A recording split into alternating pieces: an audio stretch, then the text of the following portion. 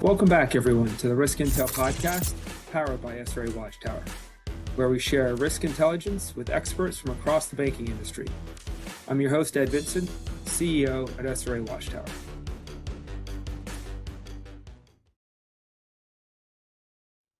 Welcome to the Risk Intel podcast. It's great to have with me today Debbie Bianucci, the president and CEO of ProSight Financial Association. Debbie, thanks for being with us. Hi, Ed. It's great to be here and happy to have this opportunity to share some insights with the audience. Excellent. Well, first and foremost, congratulations on completing the BAI and RMA merger to form ProSight Financial Association earlier this year. More on that topic, I think, in a second. But you've had a busy few months on the road meeting with members, institutions, regulators, industry players, participating in a number of conferences. I know we crossed paths at one of your conferences that was really well attended and had some great content at it there in late April. In those travels, right, I think you've probably got a pretty good finger on the pulse of the risk management segment these days. So maybe I'll ask you to kick us off with perhaps just a quick bit of your background to familiarize our viewers with kind of how you got to this point. But then let's get into that topic of themes that you're seeing in the conversations you're having around risk management in the banking and credit union industry. Well, thanks, Ed. It's really a pleasure to be here and to have the opportunity to be part of what we think will be a real game changer for our industry, how BAI and RMA have come together to become ProSight Financial Association, a name that isn't a household name yet, but it will be at some point, and will be reflective of the value that these two organizations who've been around for 100 years each will be able to do great things to support the industry. I've been in the industry my whole career, including starting at age 14 in my father's bank. He was the president of a community bank. And so I literally am a lifer. And I love this industry. I believe in what the banking industry does for the customers and communities that they serve. And it's a privilege to be able to have the opportunity to provide support to banks, credit unions, and other financial services companies to help them be better at what they do. And so we are uniquely positioned to be able to do that, and happy to be part of today.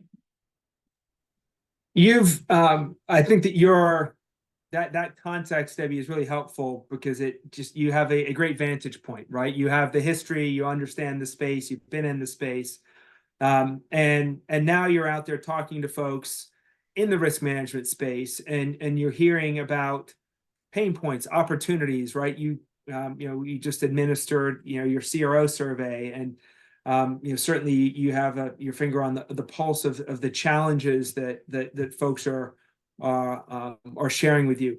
Are there any topics in particular that come to mind that people have raised up to you to say, boy, I'd like more dialogue on this area, or I'd like insight in this area in particular?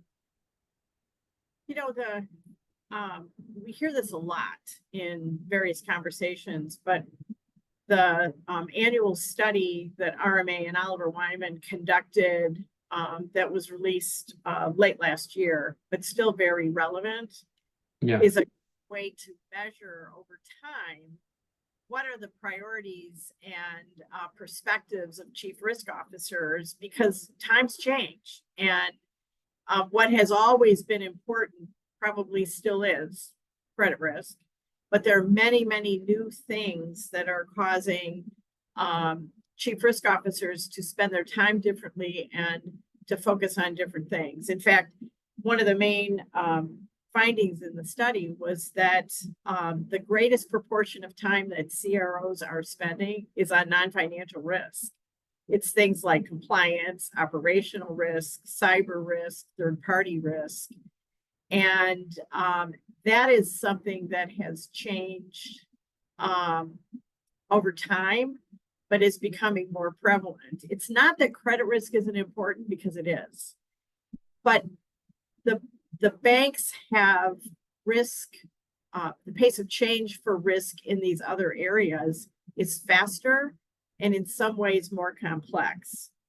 And, financial risk has increased in prominence too, especially in the last year with some of the events that happened in the industry. The importance of treasury management, asset liability management, and liquidity risk is something that absolutely has risen to the top for obvious reasons. The economic environment that we've been in and the importance of being able to project how that will impact a bank's performance is also very important. You touched on a few themes there, Debbie, I think that are interesting around, right, the pace of change and perhaps some of these other areas and the complexity.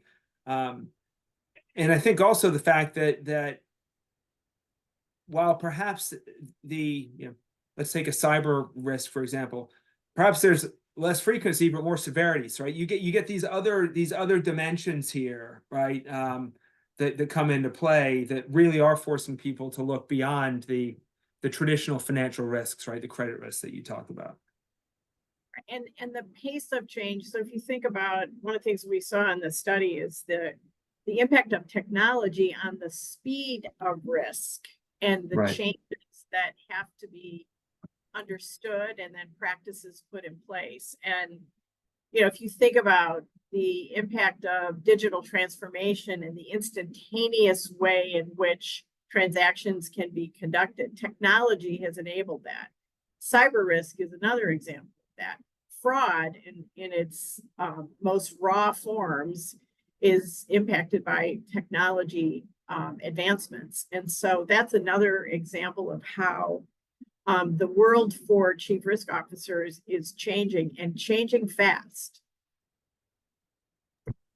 Who participates in that study? Just so folks get a sense as to the breadth of participants in that research.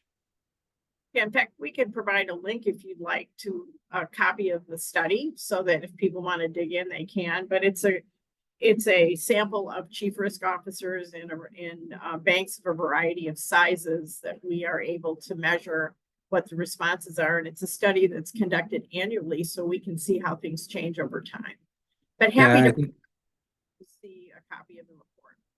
That would be great, Debbie. And I think your point there of seeing the trend over time, right? That's the other, right? The point in time is one thing, but when you have some historical context, it really shines a light on how prevalent things like that, those non-financial risk is now versus what it was in the past. Let me ask you to move on to share a little bit and come back to that concept I introduced earlier of your organizations coming together, right? Clearly, this type of research and insight and content creation and education is probably inherent in maybe in the DNA of both organizations. But at the event where we were together, right, and you were the opening speaker there, you shared a brief recap around the strategic decision that brought your organizations together, and I think it might be interesting for our listeners to hear a bit about what drove this and what's your vision here for for ProSight Financial. Well, thanks for that opportunity, because it's something that not only are we excited about it, but as people in the industry have learned about it, the excitement that we're seeing is beyond really what I thought it would be. It's more than curiosity. It is excitement about what this combined organization is going to be able to do to support the industry with, by the way, very high expectations of what we'll be able to accomplish. That's a good thing. But what I would tell you is that these two organizations, both over 100 years old, both non-lobbying organizations that don't have a purpose about advocacy work. There are many other organizations that do that well. By coming together, we're virtually complementary because RMA has been strong in commercial banking, credit risk, and other aspects of risk management. BAI has been strong in retail banking and compliance. And so there's virtually no overlap, which means bringing these two together prepares us to be able to do more to support the industry. We're both very passionate about that as our purpose. And we're in a position to be able to increase the level of resources and horsepower that we have to bring value to the industry in a variety of forms. So it's a very exciting time for us. As you said there, it now gives you the ability to invest once, right, and have a wider impact there, right? And you can invest from two organizations, right? So it feels like the impact that you can have is going to be, you know, both wider and deeper, quite frankly, by bringing the two organizations. For sure, and you know what? And it's more than just efficiency, though, which there will be some efficiency that we will achieve for sure. But it's more about being able to bring together the complementary functions, bring risk and compliance together, bring retail and commercial together, and to leverage the expertise that both organizations have had in ways to change how the industry will work. We believe this could be game-changing for the industry, and that's what we strive to achieve. Because if we are able to help facilitate the way in which these banks function, where commercial and retail risk and compliance come together, if we could facilitate that in any way, that's an improvement for the ways in which today's banking organizations are able to run. Yeah, that's the true value there, right? Is that it's going to have a big impact on those organizations. What's the reaction been, right? This was announced, you know, earlier last year, right, and closed at the end of the year. So you've had a little bit of time now to get out on the circuit, if you will. What's the response been from RMA members and BAI customers?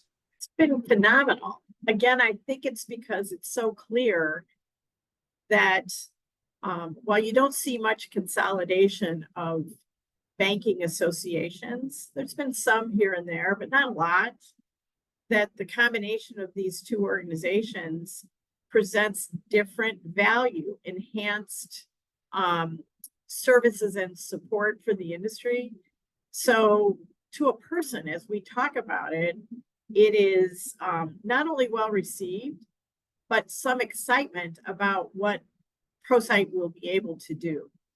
And so our team is really focused on that, in understanding where the value can come so we can set the strongest strategic priorities that will bring the greatest value to the industry along the way.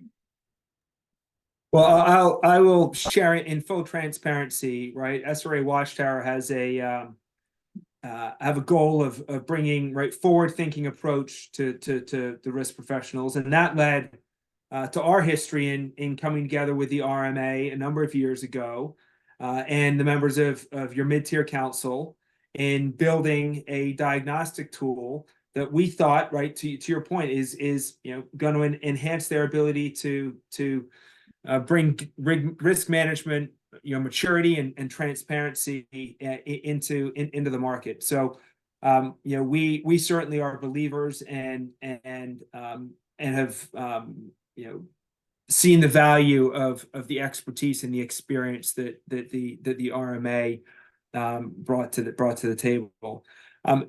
As you start to look forward a little bit, and I'm going to ask you perhaps to I'll allow you to put the disclaimer out there that this is a forward-looking statement, and it is not past performance is not an indication of future results and all that type of stuff. But what does that roadmap look like for ProSight Financial? What will you contribute to this this forward-thinking approach that I just mentioned? I think the greatest value will come from the integration of the expertise that both organizations have had. That expertise, as I've said, is very complementary, but our ability to be able to bring value on complex topics that are changing at a rapid pace, that require more than a narrowly specialized level of understanding in the banks. that's where we're going to be able to provide the greatest value. So for example, in fraud, it's a great example of where fraud is one of the most painful problems that banks of all sizes face, whether you're the largest or a community bank. And the importance of being able to develop expertise, tools to be able to mitigate fraud has never been higher. It just continues to be a hugely important issue. And guess what? It's part of operational risk, and it's an issue for lines of business on both retail and commercial sides of the house. And it's enabled by technology advancement that is causing transactions to be able to be handled more quickly and differently and so forth. That would be an example of something that ProSight would be able to have expertise across the board, not just on this side or that side. And we think that some of the work that we're doing right now is really well received by the banks because it is more comprehensive in nature and not so specialized for those people who just look at fraud metrics or the risk side of it, risk management side of it, versus the businesses who've got different things that they're facing, all trying to lead up to less fraud. And that would be an example of something that brings it all together, which is what we think our superpower will be. That's what we're going to be able to do differently for the industry. Yeah, I think that that's unique. It goes back to your point of the fact that these two organizations are incredibly complementary, right? Risk and compliance, right? Retail and commercial, right? Being able to have this far broader impact, right? When you bring this expertise together and now you can get that out to such a broad audience, that is that is a superpower, right? That will be game changing. And I think as you said early on there, right? The pace of change is going to continue to accelerate, right? Technology is just going to enable that to increase, right? Whether it's right through, fintechs or AI or right, whatever it, right? Digital, cyber, there's a huge number of topics there that are going to impact the risk management world. And so I'm incredibly appreciative of you coming in and sharing a few thoughts here with us, Debbie. I imagine that there will be an opportunity, hopefully, for us to have you back in a few months as you continue to lean in and get more perspective from folks out in the market. And we'd love to have an opportunity for you to share your thoughts when you're a little bit farther down the road with the organizations coming together as well. And thanks so much for having me today. We can do it in the future as well. Thank you. Great. Thanks, Debbie.